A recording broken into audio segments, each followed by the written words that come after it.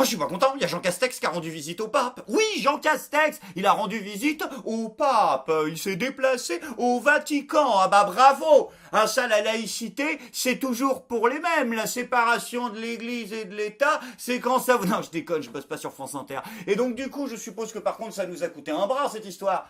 Mais non, mais à chaque fois qu'on y va, on est obligé de léguer la moitié du patrimoine français, là, entre De Gaulle avec son manuscrit de la Bible, là, du 14e, Chirac avec sa statue de la Vierge, là, du 16e, hein, donc bien évidemment, maintenant Jean Castex avec... C'est une blague. Non, c'est un montage, t'as fait un montage, c'est rigolo.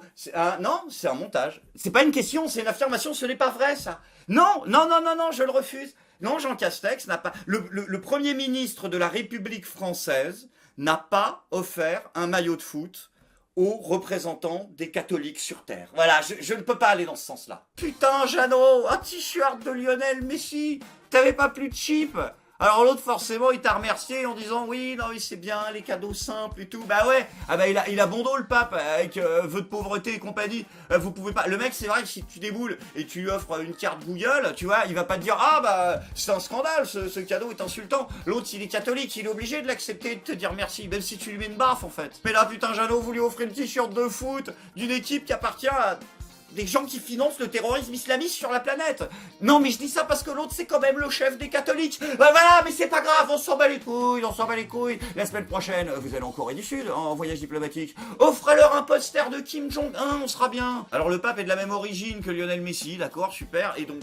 Mais non, mais il n'est pas représentant des Argentins, il est représentant des catholiques. Donc je veux dire, ça n'a absolument aucun sens. C'est pas ça la raison pour laquelle ils l'ont offert, ça peut pas être un truc aussi bête.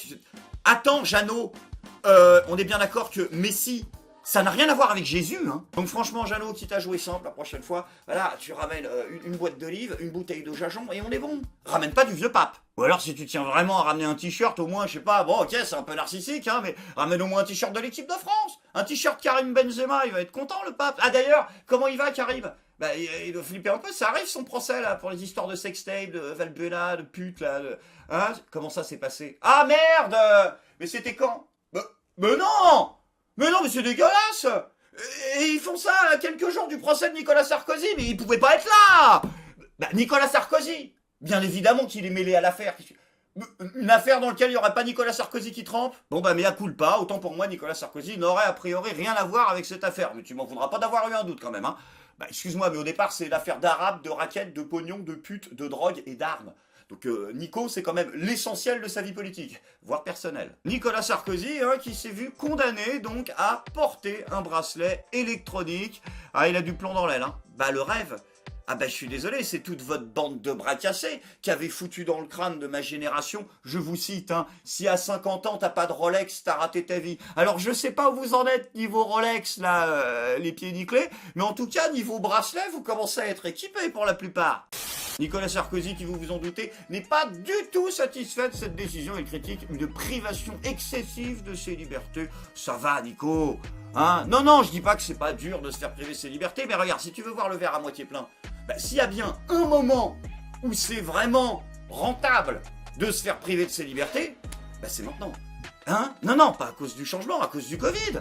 Bah si, bah oui, justement, le changement, excuse-moi, mais bon, pour un bracelet électronique, quand t'as un pass sanitaire, voilà, au final, on s'en va un peu les couilles. En plus, Nico, regarde, si tu veux continuer à voir le verre à moitié plein, ça tombe bien cette histoire, parce qu'ils vont te retirer ton bracelet électronique pile poil quand ils vont retirer le pass sanitaire. Voilà, environ, à 2 vaches près. Donc tu vois, t'es gagnant au final.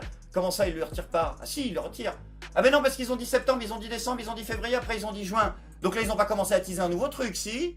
Moi, je crois qu'il faut imaginer que le pass sanitaire puisse vraiment devenir un outil dans notre vie quotidienne demain.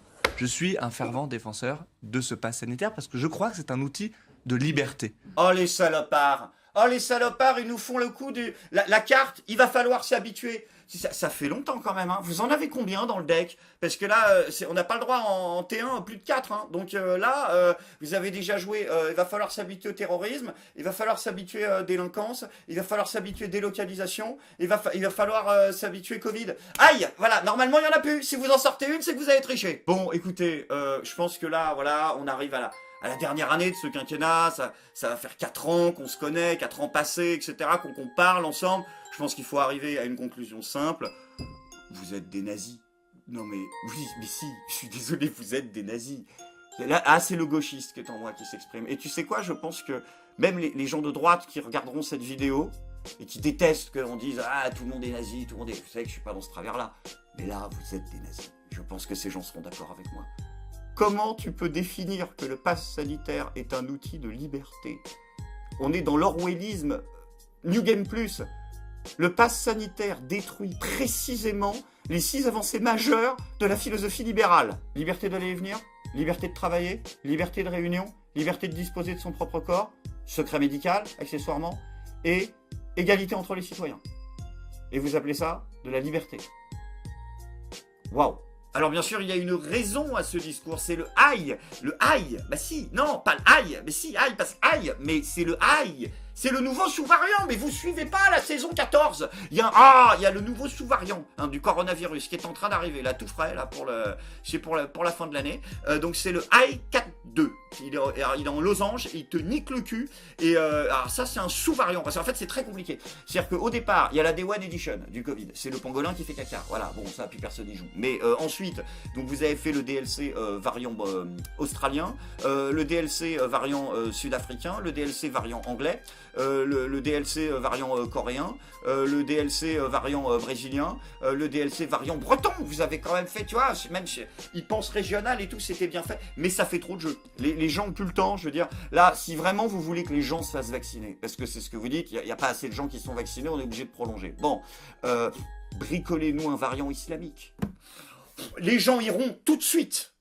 Et un autre sujet qui est un peu au cœur des préoccupations et surtout du mécontentement des Français, c'est l'insécurité. L'insécurité qui devait être un des sujets majeurs de ces prochaines élections, mais qui ne le sera plus. Ah bah non, parce qu'il y a Valérie Pécresse qui a parlé. Valérie Pécresse, soupline, voilà, vous la remettez.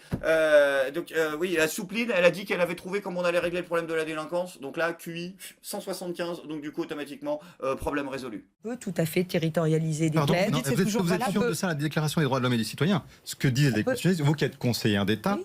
Dans la Déclaration des droits de l'homme et du citoyen de 1789 est stipulé, je le cite, « La loi doit être la même pour tous, soit qu'elle protège, soit qu'elle punisse. » Oui, c'est absolument exact, mais on peut tout à fait estimer que territorialement, on a des peines qui sont différenciées. Par exemple, c'est une circonstance aggravante de commettre une peine dans un lieu dans lequel, aujourd'hui, on en commet beaucoup trop.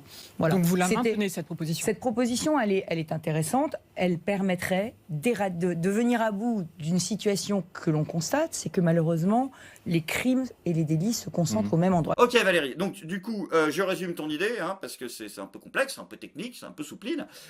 Donc du coup, toi tu es pour la territorialisation des peines, c'est-à-dire que si jamais je commets une infraction, eh bien dans un lieu, un espace géographique, une rue, un quartier, un endroit où il y a une forte concentration de délinquants et de délinquance du coup, eh bien, à ce moment-là, ce sera une circonstance aggravante et je prendrai plus cher au niveau de ma peine de prison.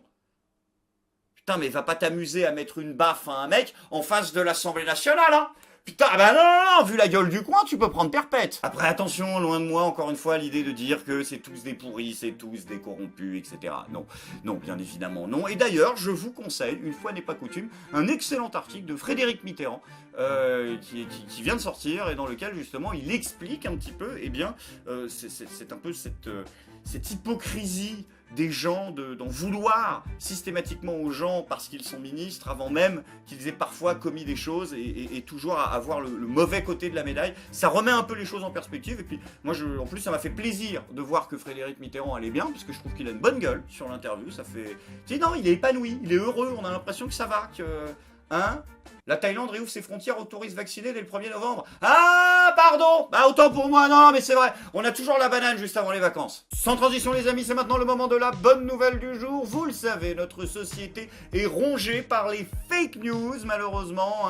Un fléau des temps modernes qui corrompt l'esprit critique de notre jeunesse. Mais soyez rassurés, puisque on vient de l'apprendre, la création d'un tout nouveau comité anti-fake news. Non, putain, tu fais chier.